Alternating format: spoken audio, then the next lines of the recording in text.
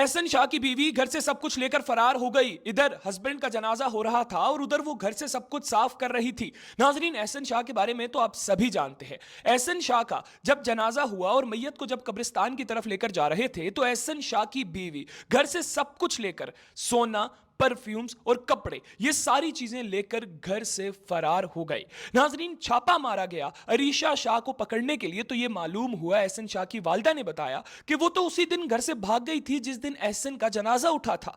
नाजरीन, एहसन के बारे में आप सभी जानते हैं। एहसन वो है जिसने अपने जिगरी यार को, बलाज टीपू को कत्ल करवाया, उसकी मुखबरी दी। नाजरीन, एहसन को बलाज टीपू ने उम्रे पर भेजा था और उसने उधर सऊदी अरब में बैठकर अपने उसी दोस्त की मुखबरी कर दी जिस दोस्त ने उसको उम्रे पर भेजा था। बलाज के बाद अब एहसन शाह पुलिस की गिरफ्त में थे। पुलिस उनको निशानदही के लिए किसी जगह पर लेकर जा रही थी तो एहसन के साथियों की जानिब से हमला किया गया जिसमें एहसन शाह खुद ही हलाक हो गए।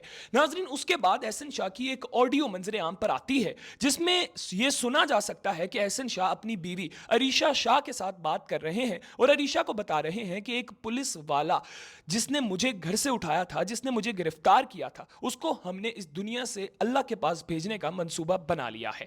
तो नाजरीन, अब ये ऑडियो एहसन शाह के इंतकाल के बाद जब उनको दफना दिया गया उसके बाद लीक होती है। तो पुलिस की जानिब से अरीशा शाह को पकड़ने के लिए छापा मारा जाता है क्योंकि एहसन शाह अपनी बीवी अरीशा शाह के साथ बात कर रहे थे और मंसूबा बना रहे थे। तो मंसूबे में अरीशा शाह भी शामिल हुई, तो इसीलिए अरीशा शाह को गिरफ्तार करने के लिए छापा मारा गया क्योंकि ये पुलिस अफसर को कत्ल करने का मंसूबे में शामिल थी। जब उनके घर छापा मारा गया तो एहसन शाह की वालिदा ने बताया कि वो तो उसी दिन घर से सोना, जेवरात सब कुछ लेकर भाग गई थी जिस दिन एहसन का जनाजा उठा था। बाद में नाजरीन, जब अरीशा शाह के घर छापा मारा तो मालूम हुआ कि उसके घर पे भी ताला लगा हुआ है। अल्लाह माफ करे कि हस्बैंड का इंतकाल हो गया, मैयत को कब्रिस्तान की तरफ लेकर जा रहे हैं और पीछे से वो सोना लेकर भाग रही है। अस्तगफिरुल्लाह। अल्लाह मुझे और आपको इन जैसे लोगों से बचाए। शुक्रिया।